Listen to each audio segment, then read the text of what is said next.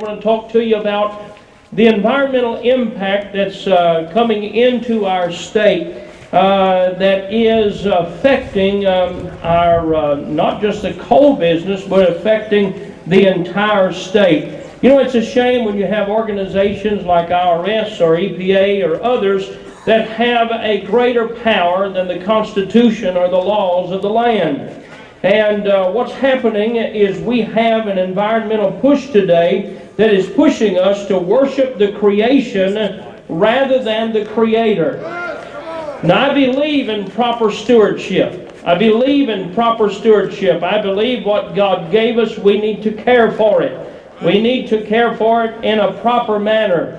But I do not believe that we were put here to worship the mayflies and worship the worms that are in the streams. That's not why we were here. God gave us the creation to enjoy.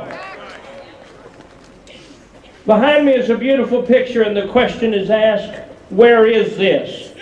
This picture was given to a group of students, a group of young ladies, 15 young ladies in a class in Lexington.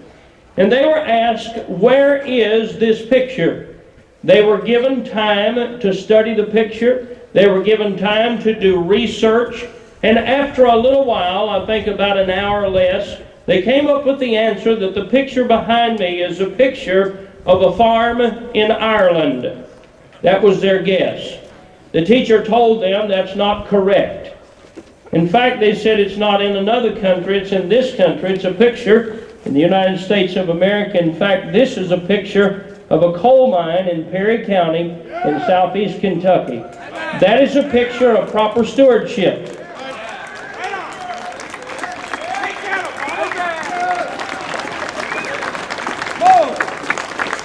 The young lady said, we don't believe that's a picture of a coal mine. And the teacher asked, what do you think a coal mine looks like? They did some research and they Googled some pictures, and they showed pictures of a coal mine that was under construction when the rocks and the dirt was being moved and before it was completed, sort of looking like the subdivision you live in before the houses were built is when they took the picture. And the truth is, I'm for one, I'm fed up with the misrepresentation of those who are coal mining and doing it in a proper manner, and they're doing it with proper stewardship. We need to understand in Lexington, in Louisville, in Frankfort, and across the state, we're provided with electricity much less expensive than anywhere in the nation. Others might not think it's fair. I think it's wonderful to live in Kentucky.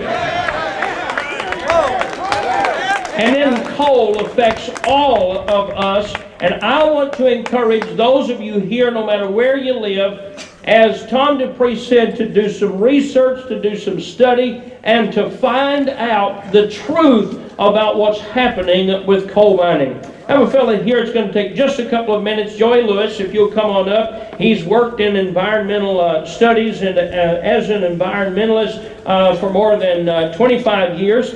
He's from Leslie County. Recently, the EPA has given them a near to impossible requirement. He's going to take just a couple of minutes to talk about that. This is good instruction. It may not be rallying, exciting, but it's important instruction. So listen to Joey. I'm probably the least likely person in this state to get up and talk in public, but just bear with me here. We've been mining coal. 77, there was a Surface Mining Law Act. Since then, the coal industry has been targeted by regulation. Some good, some not so good. We've complied with those regulations, and we have learned to better reclaim these areas, how to mitigate streams, how to lessen our environmental impacts. And this is, over time, what we've learned to do as we extract this mineral that is electricity.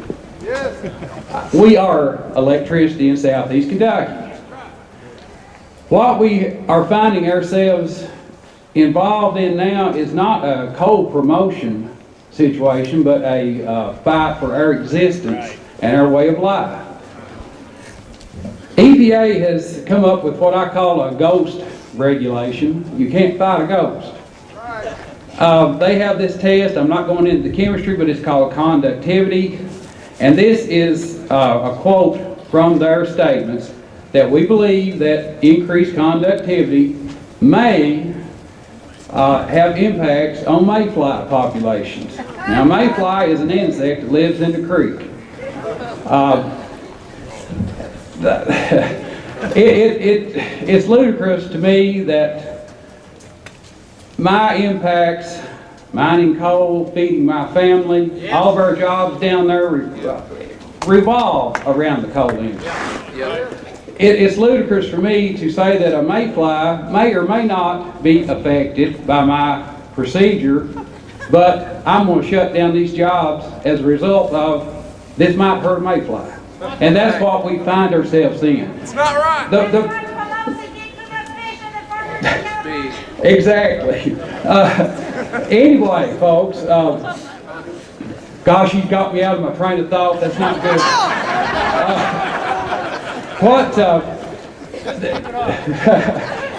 This, like I said, this ghost regulation, you can't fight it.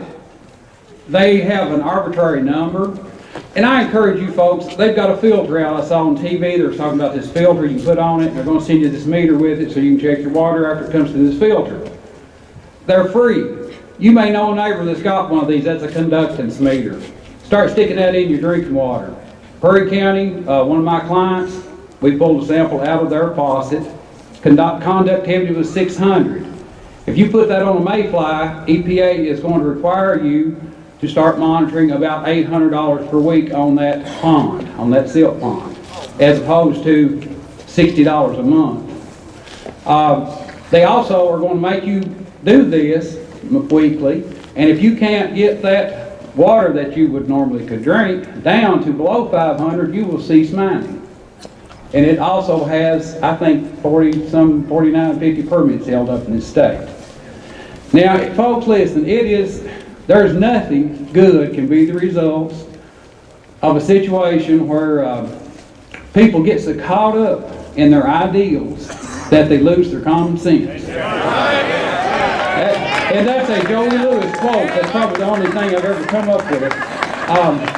Those who believe that a solar panel in outer space is going to supply us with electricity have lost their mind.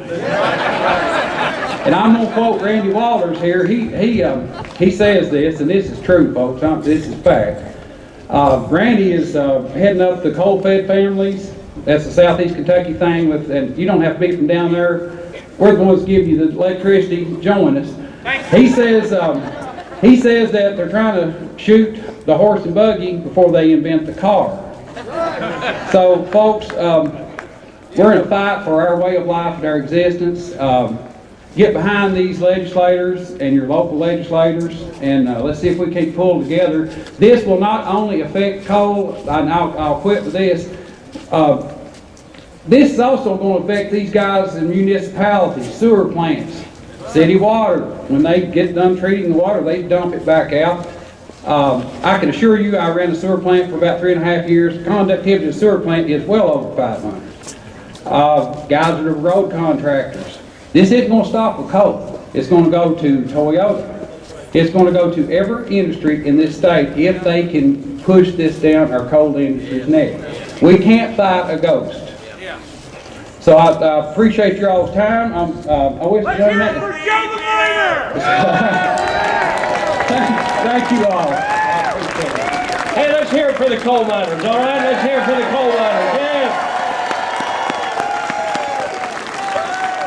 You say, what does this have in common? I'll tell you what it has in common. We've come to the place that we think government is God, and we've lost our common sense, and we need to get back to God and back to common sense.